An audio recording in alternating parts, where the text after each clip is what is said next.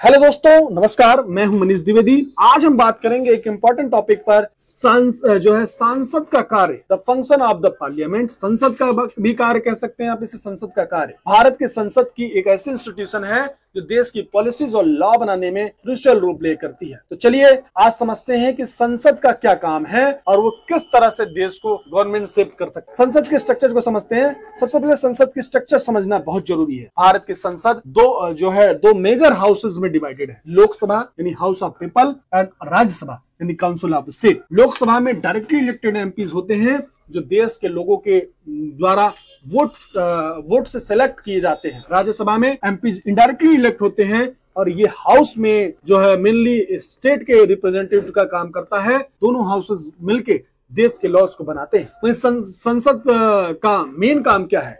तो साथियों, संसद में मेन काम है देश के लॉज बनाना, देश के इश्यूज पर डिबेट करना और पॉलिसी डिसीजन करना।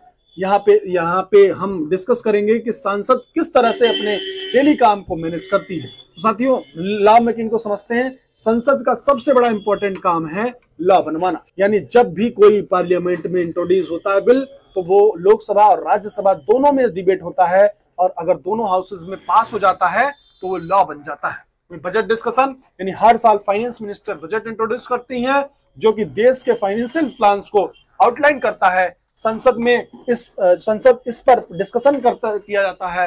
एमपीज अपने व्यूज देते हैं। पॉलिसीज मेकिंग के बारे में बात करें, संसद को देश की पॉलिसीज को रिव्यूज करने का काम भी होता है। एमपीज गवर्नमेंट पॉलिसीज पर डिस्कशन करते हैं और उन्हें अप्रूव या रिजेक्ट करते हैं।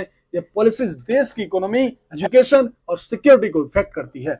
इंटरनेशनल रिलेशंस के बारे में बात करें तो संसद का काम है कि कोई फॉरेन पॉलिसीज को अप्रूव करते हैं। जब भी वो इंटरनल जो है एग्रीमेंट या ट्रीटी होता है तो उससे रिलेटेड डिस्कशन पार्लियामेंट में किया जाता है। संसद के सेशन को समझते हैं, पार्लियामेंट्री सेशंस। पार्लियामेंट का काम एक स्पेसिफिक शेड्यूल पे होता है।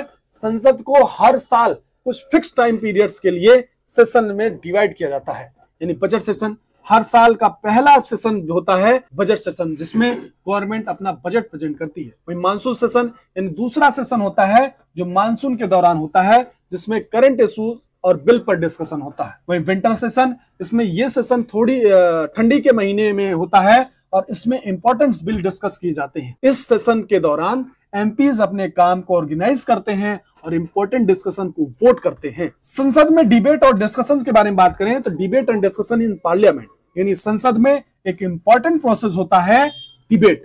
जी हाँ, जब भी कोई इंपॉर्टेंट बिल या इशू आता है तो उस पर एमपीज अपने व्यूज रखते हैं। ये डिबेट होते हैं ताकि हर एस्पेक्ट को इसको समझा जा सके और देश के लिए सबसे अच्छा जो है डिसीजन लिया जा सके।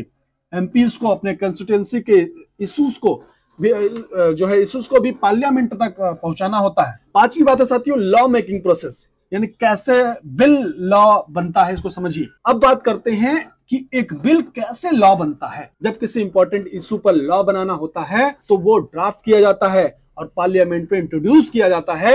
इसके बाद क्या होता है? इसके बाद होता है पहला काम होता है फर्स्ट रीडिंग, यानी पहली बिल पार्लियामेंट में पढ़ने के लिए रखा जाता है। दूसरी सेकंड रीडिंग होती है, इसमें बिल पर डिबेट होती है और एमपीज अपना व्यूज शेयर करते हैं। तीसरा पॉइंट आता है कमेटी स्टेज यानी बिल को एक कमेटी के पास भेजा जाता है जहां उस पर डिटेल डिस्कशन होता है। चौथी बिल आती है थर्ड रीडिंग, जो होती है लास्ट स्टेज होती है, जिसमें बिल को जो है फाइनल अप्रूव दिया जाता है। अगर दोनों हाउसेस के इस बिल को पास कर लेते हैं, प्रेसिडेंट को भेजा जाता है और प्रेसिडेंशियल असेंट्स जो है और फिर ये लॉ बन जाता है उस पर साइन होने के बाद। अब बात करते हैं checks and balances in parliament. यानी संसद में एक सिस्टम होता है चेक एंड बैलेंसेस, जो इंश्योर करता है कि गवर्नमेंट अपने पावर्स को मिसयूज ना करे।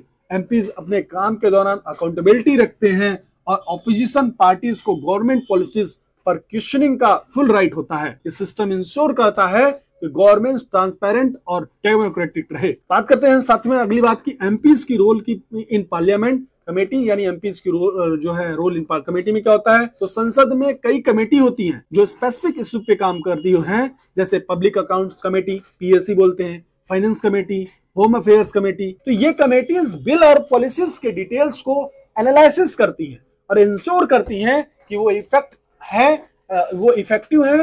एमपीज को कमेटीज में भी काम करना होता है। वहीं बात करें संसद की अकाउंटेबिलिटी के बारे में, तो संसद की अकाउंटेबिलिटी भी जरूरी है।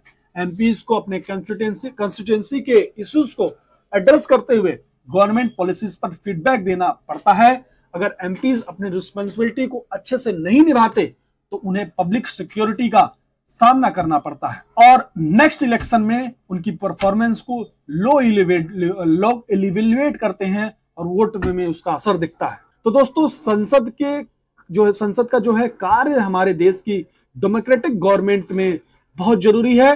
संसद लॉ को बनाने के अलावा पॉलिसीज को रिव्यू करने और देश की प्रोग्राम को मॉनिटर करने का काम भी करती है। अगर एमपीज अपने रोल्स को एफिशिएंटली परफॉर्म करें तो देश का ओवरऑल डेवलपमेंट हो सकता है।